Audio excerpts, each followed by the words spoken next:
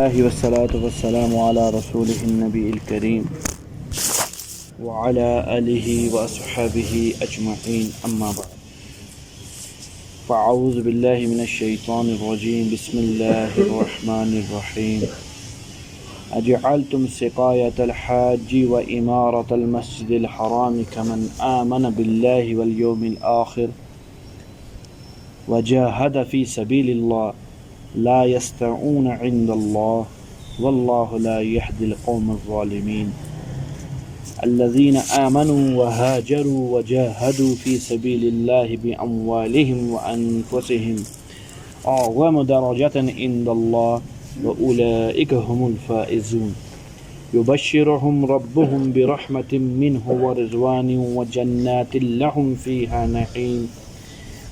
نعيم مقيم خالدین فیہا ابدا ان اللہ عندہ اجر عظیم۔ یہ آیت نمبر 19 سے لے کر آیت نمبر 22 تک ایک خاص واقعے کی طرف اللہ رب العزت نے نشاندہی کی ہے اور اس کی تفصیل کو اللہ نے بیان فرمایا ہے۔ واقعہ کچھ اس طرح ہے کہ مشرکین مکہ مسلمانوں پر اس بات پر فخر کیا کرتے تھے کہ ہم بیت اللہ کی عمارت کے انتظام کے اندر اور حاجیوں کو پانی پلانے میں اور بیت اللہ کی تکریم اور تعظیم میں تم سے افضل ہیں، اس بات پر فخر کرتے تھے۔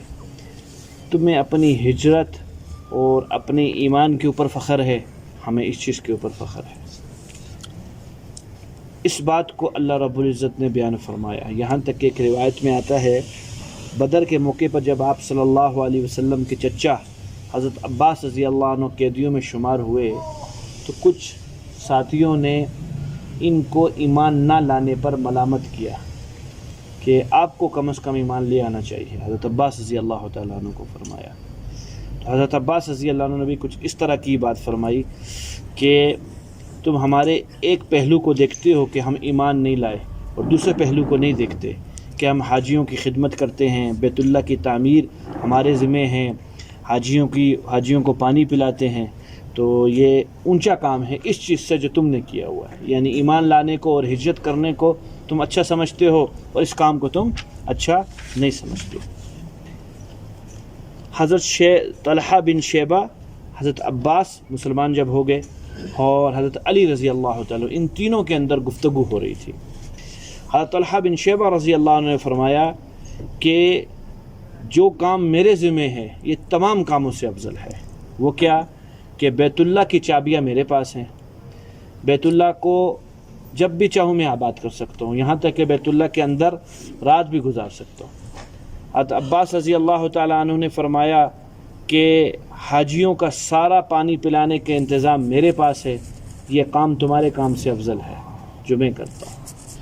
حضرت علی رضی اللہ تعالیٰ عنہ بھی تشریف فرما تھے، حضرت نے فرمایا میں تمہاری کیا گفتگو سنوں کہ میرا حال تو یہ ہے کہ میں نے تم سے 6 ماہ قبل بیت اللہ کی طرف منہ کر کے نماز پڑھا ہے۔ سب سے پہلی نماز حضرت علی رضی اللہ عنہ نے آپ صلی اللہ علیہ وسلم کے ساتھ پڑھی ہے، تو کہ اس بات پر یہ کام سب سے افضل ہے، اور اس کے ساتھ ساتھ میں حضور صلی اللہ علیہ وسلم پر ایمان لا کر اللہ کے نبی صلی اللہ علیہ وسلم کے ساتھ ہجرت بھی میں نے کی ہے، یہ کام میرا ہے، سب سے افضل ہے۔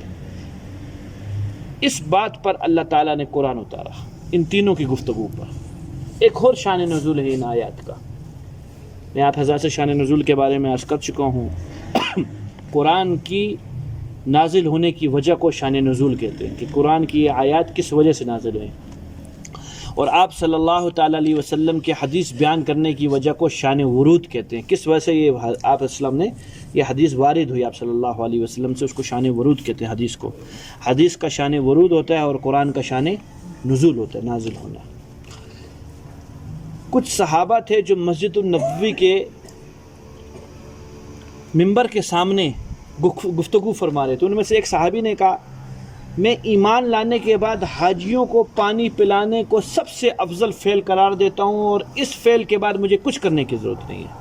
اگر میں ایمان لاؤں اور اس کے بعد حاجیوں کی خدمت کروں، پانی وغیرہ پلاؤں، یہ کام میرے لیے سب سے افضل ہے، اس کے بعد مجھے کسی کام کی ضرورت نہیں ہے۔ کچھ صحابی الجھ رہے تھے اس بات کے اوپر، کسی اور کام کو افضل بتلا رہے تھے۔ اتنے میں حضرت عمر رضی اللہ تعالیٰ عنہ کہیں سے تشریف لائے اور ان دونوں کو ڈانٹا کہ شرم آنی چاہیے، منبر رسول کے پاس مسجد نبی میں اتنی تیز آواز اور آپ صلی اللہ علیہ وسلم ساتھ ہیں، تمہارے اعمال غارت ہو جائیں گے۔ قرآن نے کہہ دیا اس چیز کو کہ جب موجود ہوں آپ صلی اللہ علیہ وسلم تو اپنی آواز کو، ہمارا عقیدہ کیا بنا ہوا ہے، ہمارے کچھ ہیں ایسی جماعتیں جو یہ کہتی ہیں، ابھی بات کہیں اور جاری ہے کہ جمعے کے دن حضور صلی اللہ علیہ وسلم تشریف لاتے ہیں اور مکبر کے ساتھ ایک جگہ خالی کر دی جاتی ہے، یہاں کوئی نماز نہیں پڑھتا، صفیں تھوڑی سائڈ سے بنی جاتی ہیں، یہاں حضور صلی اللہ علیہ وسلم تشریف فرما ہوں گے، کھڑے ہوں گے، اور امام کون ہے؟ میری طرح کا وہ امام بنے گا۔ سنیے جی خواب یہ دیکھا گیا کہ حضرت میں نے خواب دیکھا ہے، کیا دیکھا ہے جی؟ آپ نماز پڑھا رہے ہیں اور بہت بڑی جماعت ہے اور آپ نماز نہیں پڑھا رہے ہیں، فلاں شیخ نماز پڑھا رہا ہے اور آپ صلی اللہ تعالیٰ علیہ وسلم اس جماعت میں شریک ہیں اور آپ پیچھے کھڑے ہیں، آپ صلی اللہ علیہ وسلم۔ یہ خواب دیکھا ہے حضرت۔ تعبیر کیا ہے اس کی؟ بظاہر تو تعبیر یہ نظر آ رہی ہے کہ اس شخص کی فضیلت ہے، یہ جو امام بنا ہے۔ تعبیر دینے والے نے تعبیر دی فلاں شخص فوت ہو چکے ہیں جو امام بنے ہوئے، پتہ کروا لو۔ وہ وقت کے شیخ تھے جن کے بارے میں جن کو امام بنانا دیکھا تھا، تحقیق کے بعد پتہ چلا حقیقتاً وہ فوت ہو چکے ہیں۔ کہا حضرت آپ نے یہ کیسے تعبیر پیش کی؟ حالانکہ بازار خواب اس کے لگ رہا ہے کہ آپ صلی اللہ علیہ وسلم کہ یہ شخص کی فضیلت ہے کوئی۔ کہا دیکھ بھائی، زندہ ہونے کی حالت میں، اللہ کے نبی صلی اللہ علیہ وسلم کی موجودگی کی حالت میں حضرت کا امام کوئی نہیں بن سکتا۔ جنازہ تو آگے ہو سکتا ہے آپ صلی اللہ علیہ وسلم کے، لیکن کوئی امام آپ کے آگے نہیں ہو سکتا۔ تو میں نے یہ تعبیر کر لی، یہ بندہ مر گیا، یہ جنازے کی شکل کے اندر آگے ہے۔ تو یہ فاسد عقائد ہیں کہ نبی صلی اللہ تعالیٰ علیہ وسلم ہر جگہ موجود ہیں، تو تیری زبان کیسے کھلتی ہے اگر ہر جگہ حضرت ہیں؟ تو پھر تو بھائی اللہ کی شان میں اور آپ صلی اللہ علیہ وسلم کی شان میں کوئی فرق ہی نہیں رہا۔ اللہ بھی حاضر ناظر ہے، ہمارا یہ ایمان ہے، لیکن آپ صلی اللہ علیہ وسلم حاضر ناظر نہیں ہیں، حضرت کی اللہ نے ایک شان دی ہے۔ خیر جی، تو حضرت عمر رضی اللہ تعالیٰ نے ڈانٹا کہ آج جمعے کا دن ہے، جمعے کی نماز کے بعد دریافت کر لینا یہ مسئلہ جس پہ تم الجھ رہے ہو، کہ ایک صحابی جو فرما رہے ہیں کہ ایمان لانے کے بعد حاجیوں کو پانی پلانے سے زیادہ افضل کام میرے نزدیک کوئی نہیں ہے۔ اتنے میں آپ صلی اللہ تعالیٰ علیہ وسلم جمعے کی نماز پڑھائی، جمعے کے بعد آپ تشریف فرما ہوئے، تو اللہ تعالیٰ نے قرآن میں یہ اتار دیا جو یہ صحابی الجھ رہے تو کوئی اس میں مذائقہ نہیں ہے۔ ہو سکتا ہے یہ شان نزول مشرکین کے لیے اترا ہو، جو پہلے میں نے کہا کہ وہ حاجیوں کو پانی پلانا اور بیت اللہ کی تکریم کرنا اور اس کے انتظامات کو ایمان سے بھی افضل سمجھا کرتے تھے اور فخر کیا کرتے تھے مسلمانوں پر۔ اصل تو یہ قرآن کی جو شروع کی 19 نمبر آیت ہے یہ اس لیے اتری ہے، بعد میں بھی اس طرح کے کئی واقعات آئے ہوں جس طرح صحابی کہا گیا۔ تو اللہ نے کیا اتارا قرآن جی؟ اجعلتم سقایۃ الحاج، کیا تم نے بنا دیا ہے اس شخص کو جو پانی پلاتا ہے حاجیوں کو، وعمارۃ المسجد الحرام، اور بیت اللہ کی تعمیر کرتا ہے، اس کے انتظام کرتا ہے، برابر اس شخص کے کمن آمن باللہ والیوم الآخر، اس شخص کے برابر ان دونوں بندوں کو بنا دیا جو اللہ پر اور آخرت کے دن پر ایمان رکھتا ہے، وجاہد فی سبیل اللہ، اور اس کے بعد اللہ کے راستے کے اندر جہاد کرتا ہے، لا یستعون عند اللہ، یہ لوگ اللہ کے نزدیک برابر نہیں ہو سکتے۔ کیا مطلب؟ ایک شخص ایمان لایا، ایمان لانے کے بعد جہاد کیا، یہ شخص اور وہ پچھلے دو شخص جو بغیر ایمان کے حاجیوں کو پانی پلائیں اور بیت اللہ کی تعمیر کا انتظام کریں، اس شخص کے مقابلے میں وہ شخص کبھی افضل نہیں ہو سکتے۔ وجہ تمام ایمان، تمام اعمال کی روح ایمان ہے، جب ایمان ہی نہیں ہے تو عمل معتبر ہی نہیں ہے، کسی صورت کے اندر بھی معتبر نہیں ہے۔ جو کافر لوگ نیک کام کرتے ہیں، ٹرسٹ چلا رہے ہیں، فلاح بہبود کے کام کر رہے ہیں، اللہ ان کی نیکی بھی ضائع نہیں فرماتے۔ جتنے انہوں نے حسنات نیکیاں کی ہیں، اللہ دنیا کے اندر ان کو آرام کی شکل کے اندر، راحت کی شکل کے اندر فائدہ پہنچا دیتے۔ ان کو مال مل جائے گا، راحت مل جائے گی، آرام مل جائے گا، آخرت میں اس کا پھل نہیں ملے گا، دنیا میں اللہ ان کو پھل دے کر مارتے ہیں۔ اور مسلمان کے ساتھ کیا تعلق ہے؟ فرمایا ایمان کے بغیر کوئی عمل تمہارا قابل قبول نہیں ہے۔ تو یہ جو کام کرنے والے تھے یہ حضرت علی رضی اللہ عنہ تھے، جو تیسرے والے تھے، ایمان بھی لائے، حضور صلی اللہ علیہ وسلم کے اوپر اور آخرت کے اوپر، اور آپ صلی اللہ علیہ وسلم کے ساتھ انہوں نے ہجرت بھی کی. پہلے دو صاحب اس کے اندر اس ٹائم تک نہیں تھے. فرمایا لا یستعون عند اللہ، یہ اللہ تعالیٰ کے ہاں برابر نہیں ہو سکتے. واللہ لا یہدی القوم الظالمین، اللہ ظالم قوم کو کبھی ہدایت نہیں دیتے. الذین آمنوا، وہ لوگ جو ایمان لائے، وہاجروا، اور انہوں نے ہجرت کی، وجاہدوا فی سبیل اللہ باموالہم وانفسہم، اور انہوں نے جہاد کیا اللہ کے راستے میں اپنے مال سے اور اپنی جانوں سے. اعظم درجۃ عند اللہ، یہ اللہ کے نزدیک بہت بڑے درجات کے اندر ہوں گے. وَأُولَئِكَ هُمُ الْفَائِزُونَ، پکی بات ہے یہی لوگ کامیاب ہیں. تاکید کے ساتھ اللہ نے فرمایا یبشرہم ربہم، ان کا رب ان کو خوشخبری دیتا ہے، برحمت منہ، اپنی رحمت کی، ورضوان، اور اپنی رضا کی. اللہ ان پر رحمت بھی اتارے گا، اللہ ان کے اوپر راضی بھی ہوگا. وجنات لہم، اور ایسے باغات کی جو ان کے لیے اللہ نے تیار کیے ہیں، فیہا نعیم مقیم، اس میں یہ لوگ ہمیشہ رہیں گے، اس نعمتوں میں ہمیشہ رہیں گے. خالدین فیہا، ابد ابد کی زندگی کے اندر. ان اللہ عندہ اجر عظیم، اور اللہ کے نزدیک ان لوگوں کا بڑا درجہ ہوگا. 4-5 مسئلے ہیں جی اس تھوڑی سی 4-5 آیتوں کے اندر. پہلا مسئلہ تو آپ کے سامنے بیان فرما دیا کہ ایمان روح ہے کس کی؟ عمل کی. بغیر ایمان کے عمل قابل قبول اللہ کے نزدیک نہیں ہوتا. جتنی بھی خواہ نیکی کا کام کر لے ہوئے، جب تک اللہ کی ذات پر ایمان نہیں لائے گا، عمل اوپر اٹھایا ہی نہیں جائے گا، وہ قبولیت کی مہر اس کے اوپر لگے گی نہیں. دوسری فرمائی بات واللہ لا یہدی القوم الظالمین. بظاہر طور کے اوپر ایک آیت ہے اور آسان سی اس کا ترجمہ ہے کہ اللہ تعالیٰ ظالم قوم کو ہدایت نہیں دیتے. بڑا لب لباب ہے. اس باتوں میں ایک بات یہ ضمن میں نکلتی ہے کہ گناہ کرنے سے، ظلم گناہ ہے، گناہ کرنے سے، جان بوجھ کر معصیت کا ارتکاب کرنے سے عقل مفقود ہو جاتی ہے. اللہ دماغ کی عقل کو چھین لیتے ہیں. کیا کر لیتے ہیں؟ یہ شیخ عقل کی بنیاد پر ہم ایمان لائے ہوئے ہیں. کس کی بنیاد پر ایمان لائے ہوئے ہیں؟ عقل کی بنیاد پر ایمان لائے ہوئے ہیں. اللہ کو ایک جانتے ہیں، جناب محمد رسول اللہ صلی اللہ علیہ وسلم کو اللہ کا رسول مانتے ہیں. بے وقوف آدمی، جو بے عقل آدمی ہے، اس آدمی کو کیا معلوم کہ اللہ کیا ہے؟ عقل کا تعلق معرفت سے ہے. اللہ عقل کا تعلق کس چیز سے ہے؟ معرفت سے ہے. جو بے عقل آدمی ہے اس کو اللہ کی معرفت ہو نہیں سکتی ہے، وہ اللہ تک پہنچ سکتا نہیں ہے. ہم میں اور جو دیگر مخلوقات میں اللہ نے فرق رکھا ہے وہ عقل کے اعتبار سے تو رکھا ہے کہ عقل کی بنیاد کے اوپر مجھ تک پہنچ جائیں گے. جو اپنی جتنی اللہ نے نشانیاں قرآن میں بیان فرمائی ہے، کیا کہا بار بار؟ لعلکم تعقلون، لعلکم یعقلون، شاید کہ تم عقل والے بن جاؤ، شاید تمہیں سمجھ میں آ جائے. لعلکم تتفکرون، شاید کہ تمہیں کچھ فکر لگ جائے. یہ سارا کس چیزوں سے تعلق رکھتا ہے؟ عقل سے تعلق رکھتا ہے. تو گناہ کی معصیت سے، گناہ کرنے سے اور جان بوجھ کے گناہ کرنے سے عقل اللہ چھین لیتے ہیں. عقل کے اندر کمی آ جاتی ہے، جس کی بنیاد پر انسان کے اعمال گھٹ جاتے ہیں. ہدایت کے اندر کمی آ جاتی ہے. تو معصیت سبب بنے گی عقل کے کم ہونے کا. اگلی بات جی، دوسرا نقطہ جو اس آیات کے اندر بیان فرمایا جا رہا ہے، جس طریقے سے اعمال کے افضلیت کے اندر تفاضل ہے، کوئی عمل اونچا ہے کوئی عمل چھوٹا ہے، ایسا ہی کل قیامت کے دن انسانوں کے ساتھ بھی یہ تفاضل ہوگا. کوئی لوگ بہت بڑے درجات کے اندر چلے جائیں گے، کوئی لوگ ادنا درجوں کے اندر ہوں گے. انسانوں میں بھی تفاضل ہوگا اس کے اعمال کی بنیاد کے اوپر. تیسرے نمبر پہ جو بات فرمائی گئی اس آیت کے اندر، نعمت وہ ہوتی ہے جو ہمیشہ رہے.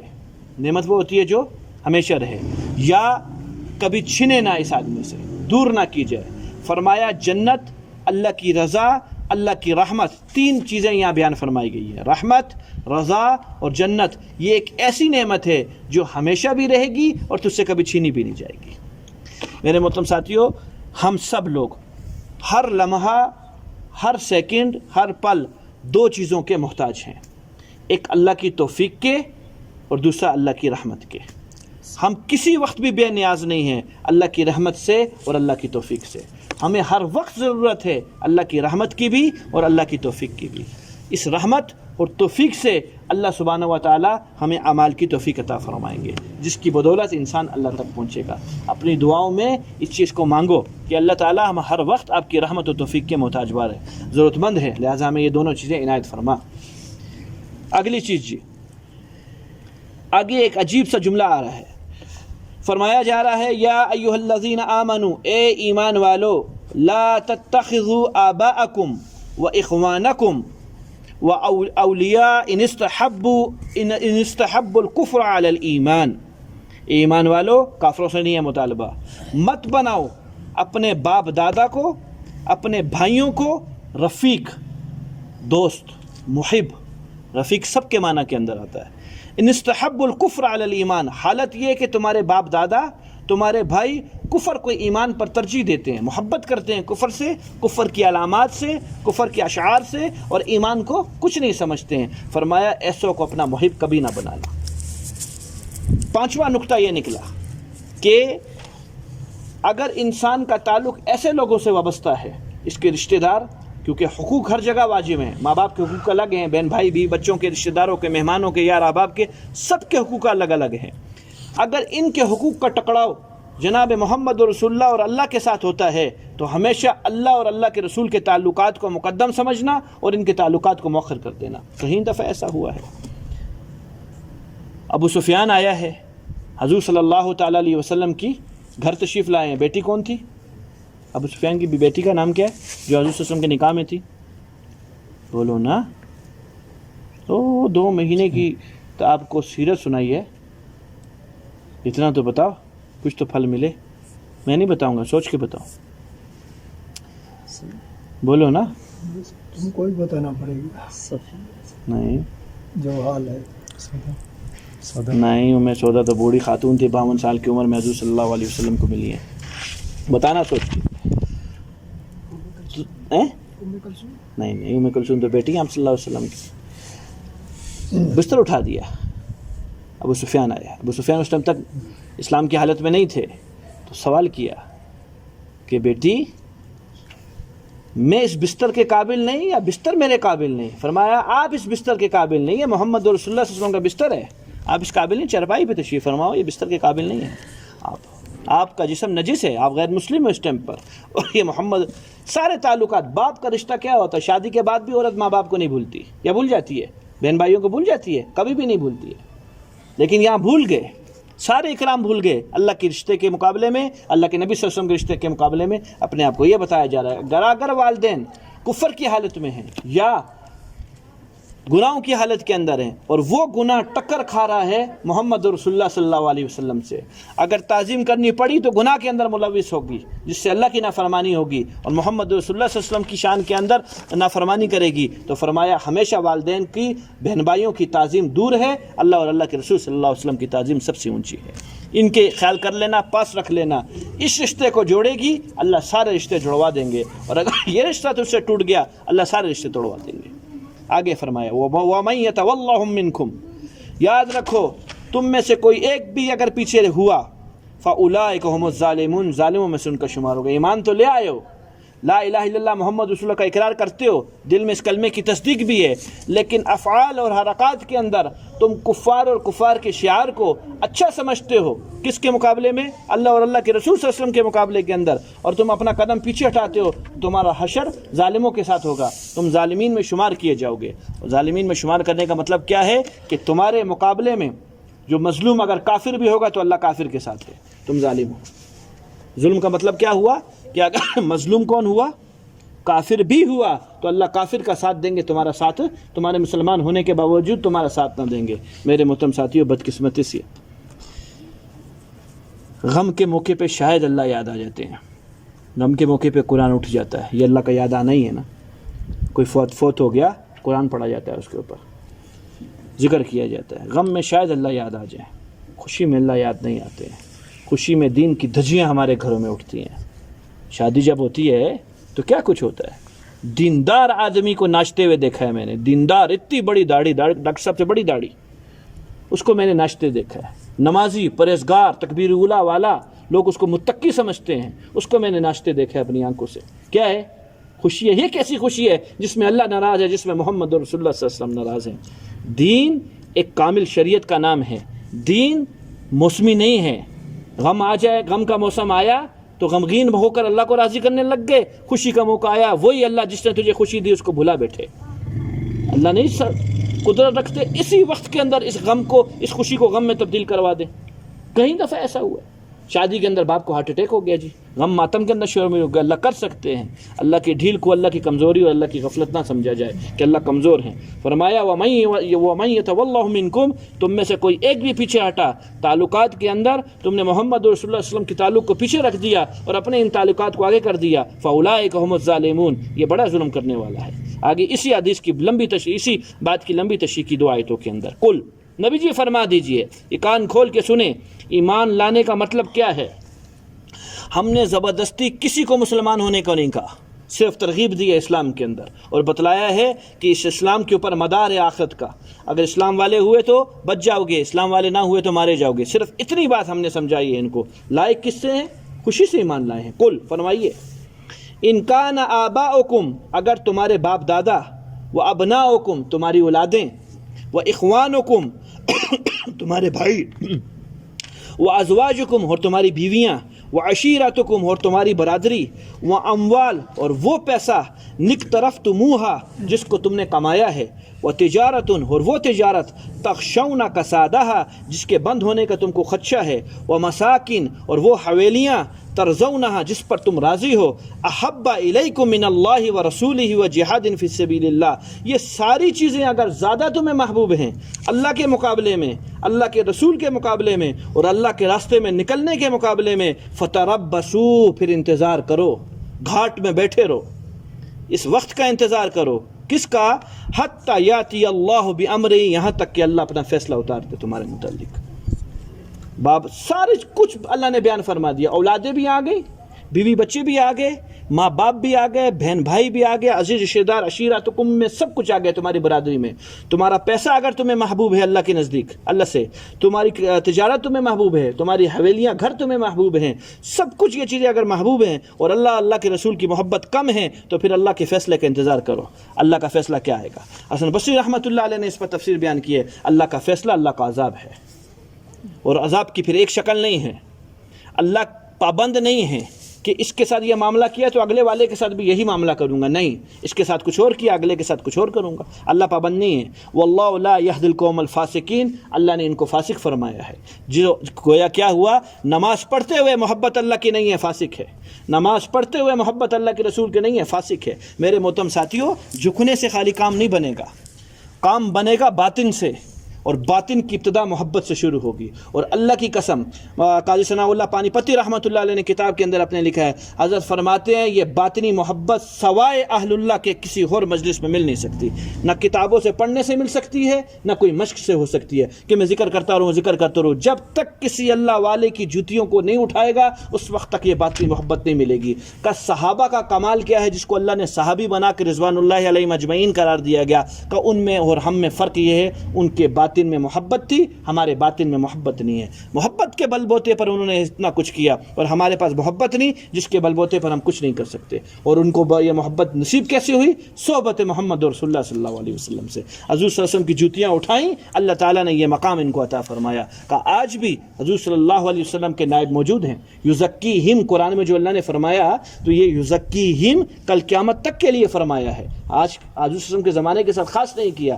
جب تک یہ باطنی محبت اللہ والے کی جوتیاں نہیں اٹھاتا، اللہ یہ عطا نہیں فرماتے۔ یہ اللہ کی سنت رہی، یہ اللہ کی سنت رہی۔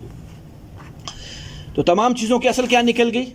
محبت نکل گئی۔ نماز پڑھتے ہوئے اللہ فرما رہے قوم الفاسقین، زکوٰۃ دیتے ہوئے اللہ فرما رہے قوم الفاسقین، حج کرتے ہوئے اللہ فرما رہے قوم الفاسقین۔ وجہ میرے محترم ساتھیوں، نماز ابھی جو میں نے آپ نے پڑھی ہے، ہم سو جائیں گے نا ابھی رات کے ٹائم پہ، نماز پڑھتے ہوئے سو جائیں گے، سو رہے ہیں، اس میں نماز نہیں ہے۔ زکوٰۃ سال میں ایک دفعہ دی ہے، بس دے دی ہے، اس ٹائم پہ آپ زکوٰۃ دے رہے ہو؟ نہیں دے رہے۔ حج زندگی میں ایک دفعہ کیا، بس کیا ہے، ابھی کر رہے ہو، ختم ہو گیا معاملہ۔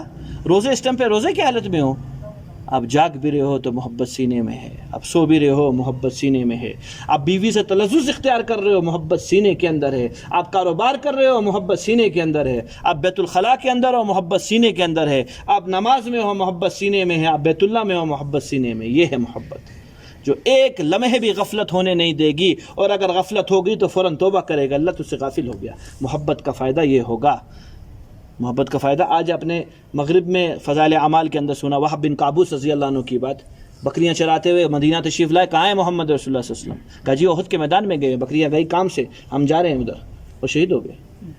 کون چیز لے کر گئی؟ یا رسول اللہ مجھے تو پیغام ہی نہیں ملا تھا، مجھے نہیں پتا چلا آپ کہاں تھے. بول سکتے تھے، ہم ہوتے تو بول دیتے، ہمیں تو نہیں معلوم تھا. ہاں اگر پتہ ہوتا تو ضرور میں بھی آپ کے ساتھ شریک ہوتا. محبت کھینچ کے لے گئی. محمد رسول اللہ صلی اللہ علیہ وسلم میرے خاطر تکلیفیں برداشت کرے، ہم بیوی بچوں میں بیٹھے رہے، گئے شہید ہو گئے. عمر جیسا آدمی ان کے اس کارنامے پہ فخر فرما رہے، کہا کاش میں بھی اس طرح کا کام کرتا آپ کے لیے. یہ محبت تو تھی.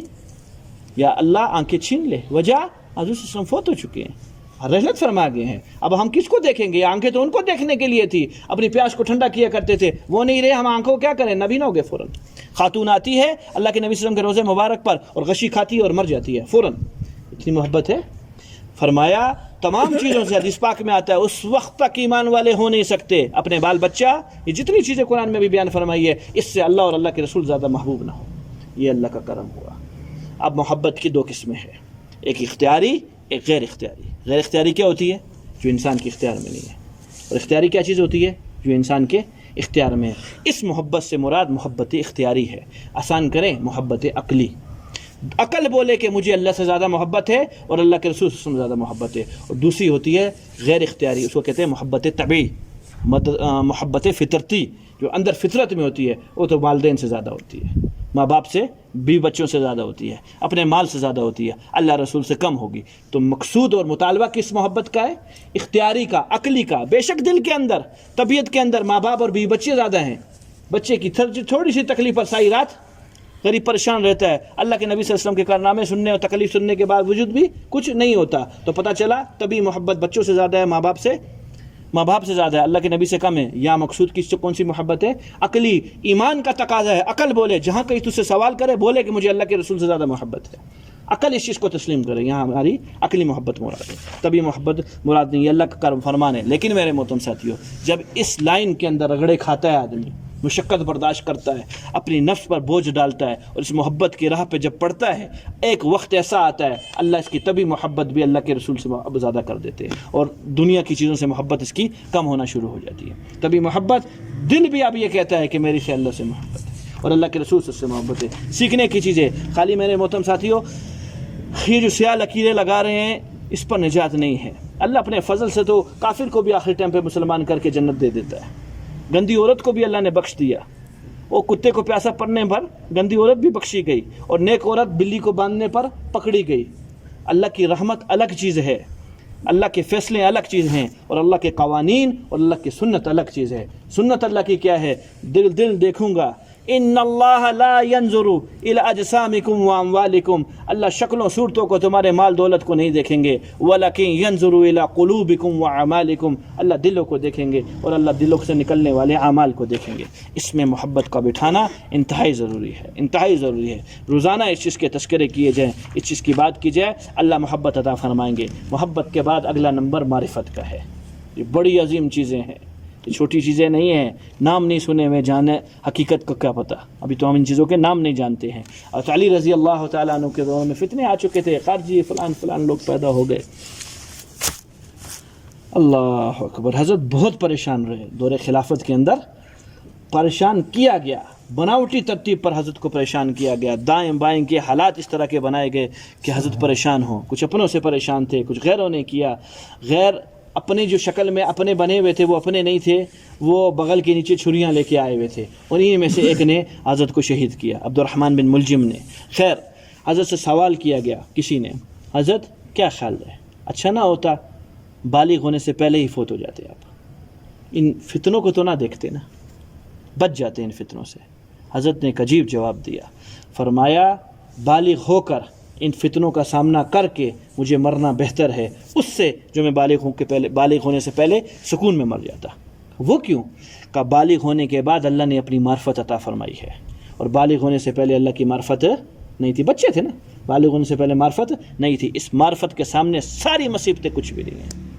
اللہ کی معرفت بہت بڑی چیز ہے. تو محبت پہلا درجہ اور اس کے بعد پھر معرفت کا درجہ. اللہ پھر معرفت بھی عطا فرماتے ہیں. حکیم الامہ رحمۃ اللہ علیہ نے اس کے برعکس لکھا ہے. فرمایا معرفت کے بعد محبت ہوتی ہے، معرفت کے بعد محبت ہوتی ہے. پہلے معرفت ملتی ہے، اس کے بعد محبت ہوتی ہے. کہ اللہ کو ہماری کامل معرفت ہے، اس لیے اللہ کو ہم سے کامل محبت ہے. اور ہمیں اللہ کی معرفت نہیں ہے، اس لیے جو دعویٰ محبت ہے یہ جھوٹا ہے، یہ جھوٹا دعویٰ ہے. ہمارا ایمان جھوٹا ہے. اصل ایمان کس کا ہے؟ جناب محمد رسول اللہ صلی اللہ علیہ وسلم کا، ان کا عکس ہم پر پڑا ہے، ہم بھی ایمان والے بن چکے ہیں۔ اصل کس چیز کا ہے؟ اصل چیز سورج ہے، دھوپ نہیں ہے۔ دھوپ کیا ہے؟ سورج کی روشنی کا عکس ہے۔ یہاں بھی کوئی چیز بنی ہوئی نظر آ رہی ہے، دیوار پہ بھی کوئی چیز بنی ہوئی دھوپ کی نظر آ رہی ہے، پوچھا جائے کہ تیری حقیقت کیا ہے؟ وہ کہے گی میری کوئی حقیقت نہیں ہے، اس کی حقیقت ہے۔ وہ جیسے ہی چلا جائے گا، اس ٹائم پہ دکھاؤ کہاں ہے وہ چیز۔ اصل ایمان کس چیز کا ہے؟ جناب محمد رسول اللہ صلی اللہ علیہ وسلم کا اصل ایمان ہے۔ ان کا عکس کس پر پڑا ہے؟ ہم پر پڑا ہے، جس کی وجہ سے آج ہم بھی کیا پڑھنے والے ہیں؟ لا الہ الا اللہ محمد رسول اللہ۔ تو میرے بھائیو، بات کا اختتام کیا نکلا؟ اللہ کی محبت سیکھنے کی چیز ہے، اللہ کی محبت اللہ سے مانگنے کی چیز ہے۔ اللہ رحمت کی نگاہ سے دیکھ لیں گے، اللہ کی محبت مل جائے گی۔ کب تک نہیں ملے گی؟ جب تک کسی اللہ والے کی جوتیاں نہیں اٹھاتے، اس کی خدمت میں نہیں لگتے، اس کی تعلیمات کے مطابق زندگی نہیں گزارتے۔ عجیب چیز ہے، عجیب چیز ہے۔ گناہ نہیں چھٹ رہا، کسی اللہ والے کی صحبت میں آ جائے، اللہ گناہ چھڑوا لیں گے، اللہ گناہ چھڑوا دیں گے، توجہ دے گا، اللہ سے مانگے گا، اللہ تعالیٰ اس کی برکت سے اس کی زندگی بدلنا شروع فرما دیں گے۔ اللہ تعالیٰ مجھے آپ کو عمل کی توفیق عطا فرمائے۔ اللہم صلی علی محمد وعلی آل محمد وبارک وسلم۔ ربنا آتنا فی الدنیا حسنہ وفی الآخرۃ حسنہ وقنا عذاب النار، آمین برحمتک۔ کل منگل ہے جی، کل منگل ہے نا بھیا؟